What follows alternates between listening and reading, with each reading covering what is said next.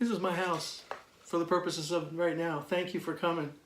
Tonight's episode of the Sunday Night Blue Light Special is called Tax Protest.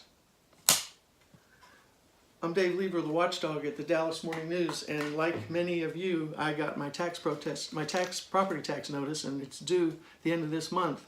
And I want to show you what happened with me in my tax protest hearing because I lead the campaign to get to everybody to file a protest. So last year I had a failure of a year because the guy I hired, the property tax consultant, he didn't actually show up. So I represent him with this little empty box because he was a no-show. So he's just an empty box, okay? So the value that the appraisal district, the Tarrant Appraisal District sent to me for my house was pretty high, like most of you, right? That high. And so I teach people, you know, file a protest. I taught them how to do it online, and now I teach them how to do it in person. And thousands of people do it, and they get their taxes lowered. So I said, no, I want to get this amount for my house. And they said no. I did it online. They said no. Then I went to the counter at the appraisal district, and they said no there too. So I went to the hearing, okay? And a couple of strange things happened at the hearing. At the hearing, I asked for this amount of money, right? Well, let's first call the hearing to order. Hear ye, Dave Lieber's protest is now in session. So I asked for this amount. Well, there's a couple of weird things. This guy is sitting in the room. I have no idea who he is. Randy Armstrong. I ask him who he is, he tells me, but then I ask him, when I get out there, I Google him in the hallway after, and I find out that he's the Director of Residential Division for the Tarrant Appraisal District, so he's one of the top honchos over there, and he's also the president of the White Settlement ISD School Board. And I've written about this in the newspaper, in my column at the Dallas Morning News, where these people are on boards that set tax rates, but then they're also working in the tax district where they set tax value. I consider that a conflict of interest, even though the law of Texas says it's okay. So he's in there, he's grouchy, he's frowning, he doesn't introduce himself to me, he's just annoying. Also what's annoying to me is the guy from the appraisal district, he doesn't like my bid for work that I give to from Lowe's for the flooring. He says it's too high, and he says I can shop better elsewhere. And I'm like, who are you to tell me where I can shop, how I can hire, and who I can work on the floors? I mean, I just didn't like that. And my wife likes sometimes to hire big box store contractors because they're less likely to take the money and run.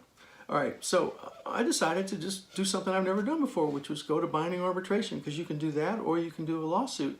And so I asked in binding arbitration for this amount, okay?